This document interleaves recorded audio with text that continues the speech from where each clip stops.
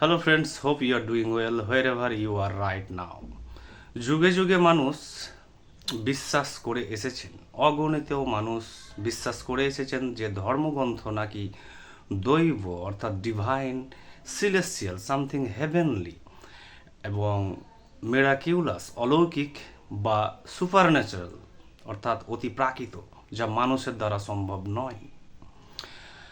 এই বিশ্বাসটি এবং দাবিটিকে কেন্দ্র করে অগণিত বই লেখা হয়েছে পক্ষে এবং বিপক্ষে, এবং ডিবেট চলছে এখনও। প্রশ্ন হচ্ছে, ধর্মগ্রন্থ তাহলে কার?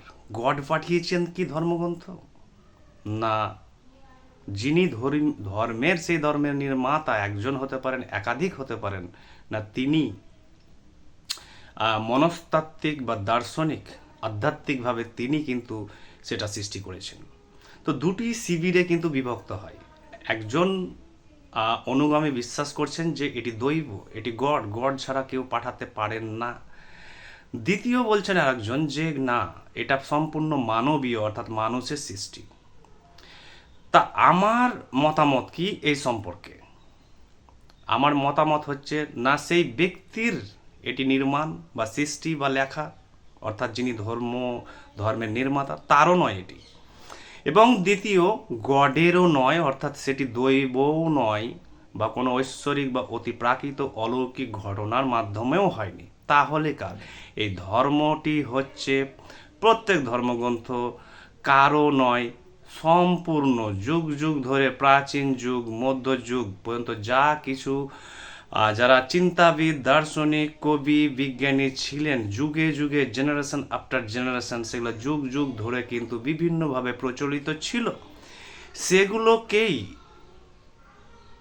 তারা, অর্থাৎ যারা ধর্মীয় আর্কিটেক্ট বা ধর্মের বিল্ডার বা মেকার, যারা নির্মাতা, তারা সেগুলোকেই মননের মাধ্যমে, মনস্তত্ত্বের মাধ্যমে, ধ্যানের মাধ্যমে, দর্শনের মাধ্যমে কিন্তু সেগুলোকে তারা প্রসেস করেছেন এবং অ্যাডাপ্ট করেছেন, ইভলভ করেছেন, মডিফাই করেছেন, অ্যাড করেছেন, সাবট্র্যাক্ট করেছেন, দিয়ে তারপরে সেগুলোর মাধ্যমে তারা কিন্তু ধর্মগ্রন্থের সৃষ্টি করেছেন। তাই আপনি ধর্মগ্রন্থে যতগুলো বিজ্ঞান দেখতে পাবেন, সমস্ত বিজ্ঞান কিন্তু আগেই অলরেডি সেই ধর্মগ্রন্থ আসার পূর্বেই কিন্তু ছিল। যেমন প্রাচীন গ্রিসে আপনি সমস্ত যে ধর্মগ্রন্থেরা দাবি করছেন বিভিন্ন বিশ্বাসীরা, ধর্মপ্রচারকরা, ডিবেটাররা, স্কলাররা, যে এই দেখো ধর্মগ্রন্থে আমাদের বিগ ব্যাংয়ের কথা উল্লেখ আছে, বিভিন্ন ধর্মগ্রন্থে আছে।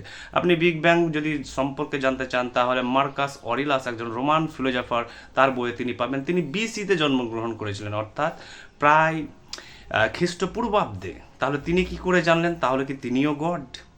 আবার সূর্যের নিজস্ব আলো আছে, চাঁদের নিজস্ব আলো নেই।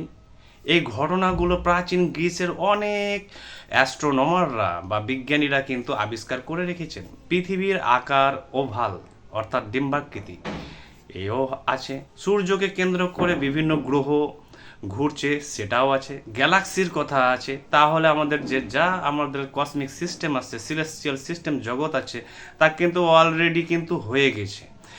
গড যদি পাঠান, বিজ্ঞান পাঠান ধর্মগ্রন্থে ওনার, তাহলে তিনি সেই বিজ্ঞান পাঠাবে যে বিজ্ঞান এখন পর্যন্ত কোনো মানুষ, বিশেষত কোনো বিজ্ঞানী আবিষ্কার করতে পারেনি। গড তো সর্বশক্তিমান এবং তিনি তো সমস্ত সৃষ্টির স্রষ্টা। তাহলে তিনি সেই মহাবিশ্বের রহস্য বা গ্যালাক্সি বা নেবুলা বা সোলার সিস্টেম বা প্ল্যানেট বা স্টার সম্পর্কে বলবেন, বা এম থিওরি বা 11 ডাইমেনশন বা কোয়ান্টাম থিওরি বা রিলেটিভিটি, এমন কিছু বলবেন যেগুলো দেখে মনে হবে যে হ্যাঁ, এগুলো মানুষের দ্বারা জানা সম্ভব নয়, কিন্তু যেগুলো মানুষ অলরেডি করে রেখেছেন প্রাচীনকালে। প্রাচীন আপনি যদি গ্রিস পড়েন, প্রাচীন রোমের সায়েন্স পড়ুন, প্রাচীন চীন দেশের পড়ুন, প্রাচীন ইন্ডিয়ার পড়ুন, তাহলে দেখতে পাবেন যেগুলো অলরেডি হাজার হাজার বছর আগে হয়ে গিয়েছে। তাহলে ধর্মগ্রন্থে সেই বিজ্ঞানগুলোই জায়গা পেয়েছে। নীতিশাস্ত্র অর্থাৎ এথিক্স, কোনটা ঠিক কোনটা বেঠিক, মা বাবাকে ভালোবাসো, এই করো না এই করো, এটা রাইট এটা রং, এগুলো এগুলো তো আগের যুগ যুগ ধরে চলে আসছে। সেগুলোই তো বিভিন্ন মডিফাই হয়ে, একটু চেঞ্জ হয়ে কিন্তু ধর্মগ্রন্থে প্রবেশ করেছে। এইরকমভাবে আপনি সাহিত্য বলুন, দর্শন বলুন, বিজ্ঞান বলুন, সোশ্যাল স্ট্রাকচার বলুন, পলিটিক্যাল সিস্টেম বলুন, রাজনৈতিক সিস্টেম থেকে শুরু করে সব কিন্তু ধারাবাহিকভাবে প্রাচীনকাল থেকে এগুলো ছিল, যেগুলো বিভিন্ন ধর্মগ্রন্থে পেয়েছে। তাহলে আপনি বলুন কোন একটি দৃষ্টিভঙ্গিতে বা কোন একটি অ্যাসপেক্টে বৈশিষ্ট্য দিক দিয়ে মনে হচ্ছে এটা মিরাকিউলাস, অলৌকিক, বা এটা গড ছাড়া সম্ভব নয়। ধর্মগ্রন্থে এমন কোনো জ্ঞান নেই যে জ্ঞান আগে কিন্তু প্রচলিত ছিল না বিভিন্ন সভ্যতায়, সেগুলো মৌখিকভাবে বা লিখিত অলিখিত আকারে কিন্তু প্রচলিত ছিল, প্রিভ্যালেন্ট ছিল। তাহলে গড যদি এমন কিছু জ্ঞান দেন আমাদের নৈতিকতা সম্পর্কে বা সমাজ সম্পর্কে বা রাজনীতি সম্পর্কে বা বিজ্ঞান সম্পর্কে, দর্শন সম্পর্কে, আপনি যা জ্ঞান তত্ত্ব আছে, তাহলে তিনি সেই জ্ঞান দিবেন যে জ্ঞান মানুষের দ্বারা সৃষ্টি করা সম্ভব নয়, অর্থাৎ তখন মনে হবে যে এটা অলৌকিক, কারণ গড ছাড়া কে আর ভাবতে পারে। তো এইভাবে প্রত্যেক ধর্মগ্রন্থ কিন্তু কোনো গডেরও নয়, কোনো দৈব বাণীও নয়, কোনো ঐশ্বরিক বাণীও নয়, এবং যিনি ধর্মীয় নির্মাতা তারও নয়। অর্থাৎ যেহেতু তিনি যেসব জ্ঞানতত্ত্বের উপস্থাপন করেছেন ধর্মগ্রন্থে বিভিন্ন যুগ যুগ ধরে, যে ধর্মীয় নির্মাতারা এসেছেন, সেই জ্ঞানগুলোও কিন্তু অলরেডি প্রচলিত ছিল প্রাচীনকালে সেই ধর্মগ্রন্থ আসার পূর্বে। তাহলে কোন দিক দিয়ে বলুন যে সেই ধর্মীয় নির্মাতার জ্ঞানও হলো না? যারা নাস্তিকরা বলেন যে ধর্মীয় নির্মাতার জ্ঞান এগুলো, তারা গডকে ডিনাই করে, তাহলে আমি দেখছি যে এটা তাদেরও নয়। এক, দ্বিতীয়, ঐশ্বরিক বা দৈব অতি প্রাকৃতিক বা মিরাকিউলাস ব্যাপারও নাই এখানে কিছু, তাহলে গডেরও নয়, সেই মানুষটি যিনি ধর্মীয় আর্কিটেক্ট তারও নয়। তাহলে হলো এই সভ্যতার হচ্ছে বই এই ধর্মগ্রন্থ, যেহেতু সভ্যতায় কোটি কোটি চিন্তাবিদরা, দার্শনিকরা, বিজ্ঞানীরা এগুলো ভেবে এসেছিলেন, এবং তাদেরই সমস্ত গবেষণা আবিষ্কারগুলোই কিন্তু ধর্মগ্রন্থে প্রবেশ করে আছে। তাই ধর্মগ্রন্থে কোনো ঐশ্বরিকতা বা দেবত্ব ব্যাপার নেই। ধর্মগ্রন্থ পবিত্র, বা ধর্মগ্রন্থ একটি বিশাল বড় ব্যাপার, ধর্মগ্রন্থ এই ব্যাপার, ধর্মগ্রন্থ সেই ব্যাপার, এবং ধর্মকে কেন্দ্র করে হাজারো হাজারো যুদ্ধ থেকে শুরু করে অস্থিরতা, সাম্প্রদায়িকতা লেগেই আছে। তো ধর্মগ্রন্থের কোন দিকটা ডিভাইন বা সুপারন্যাচারাল, অতি প্রাকৃত বা অলৌকিক? তেমনই ঠিক আমারও একটি ধর্মগ্রন্থ আসছে, সাইলেন্স এ নিউ রিলিজিয়ান, অর্থাৎ নীরবতা একটি নতুন ধর্ম, বাংলা এবং ইংরেজি ভাষায়।